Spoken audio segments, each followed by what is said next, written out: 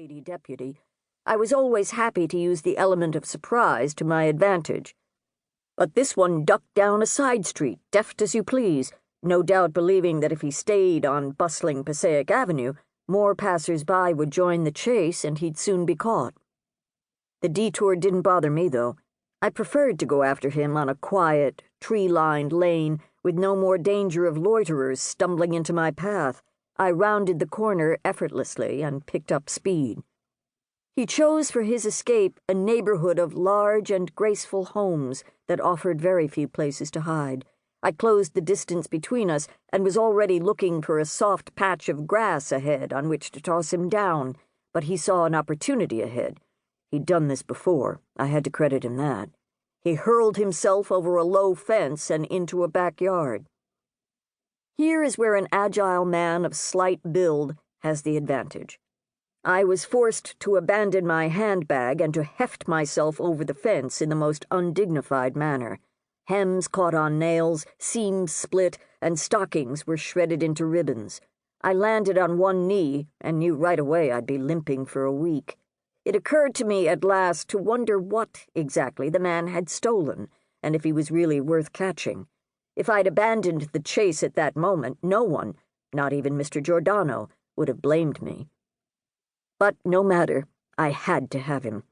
The man stumbled into a backyard populated by placid hens under the supervision of an overworked bantam rooster. He, the man, not the rooster, turned his head just long enough to cast a wistful glance at the chicken coop, which might have offered him a hiding place, a chicken dinner, or both, had I not been thumping along behind him. The next hurdle was only a low stone wall. He cleared it with a nimble leap, as if he did that sort of thing every day, and he probably did. I tossed one leg over and knocked a few stones loose with the other, but by then I was only 5 feet behind and saw victory ahead. It was my great good fortune that the next garden held no chickens or any other sort of hindrance, only a generous expanse of lawn, fringed by an inviting bed of chrysanthemums that gave me the soft landing spot I required. "Oof!" was all he could say when I took him by the collar and tossed him down. I landed on top of him, which was just as well, because his shirt tore when I grabbed him, and he might have slipped right out of it and vanished, had I not thrown myself on him. I didn't say a thing at first, because I'd given that last sprint all I had, and wouldn't have lasted a minute more. It took us both a short while to recover ourselves. No one was at home in the house whose garden we'd just trampled. Otherwise, the sight of a rather substantially sized woman sprawled atop a slender shop thief certainly would have brought the entire family out. Once we were sitting upright, and I had a firm grip on the thief's arm, we sized each other up for the first time. I found myself in possession of a tired-looking factory man with the bloodshot eyes and glazed aspect of a drunkard. The thief, for his part, didn't seem particularly surprised to have been caught by a tall lady in a battered gray hat.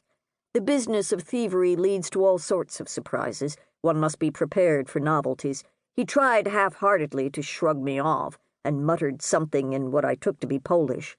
When I refused to let go, he allowed himself to be dragged to his feet. The papery orange petals of the chrysanthemums adhered to us, making us look as though we'd been showered in confetti. I didn't bother to brush them off. The man hadn't yet been handcuffed and was likely to be slippery. "Let's see what you stole," I proposed. When he only looked at me dejectedly, I yanked open his jacket and found within it a long and slender salami.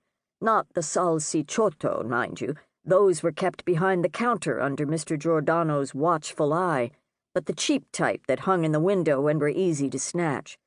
He'd also lifted a loaf of bread, now flattened, and a bottle of the yellow Italian spirits that Mr. Giordano sold as a curative. It wasn't much of a haul, considering the trouble he put me through. I hated to throw a man in jail for stealing his lunch, and bore some faint hope that I might return him to the shopkeeper and negotiate a truce. "What's your name?" I asked. Sternly. One had to be stern. He spat on the ground, which was every habitual criminal's idea of how to ignore a question put to him by the law. "Well, you made an awful lot of trouble." I slipped the handcuffs from my belt and bound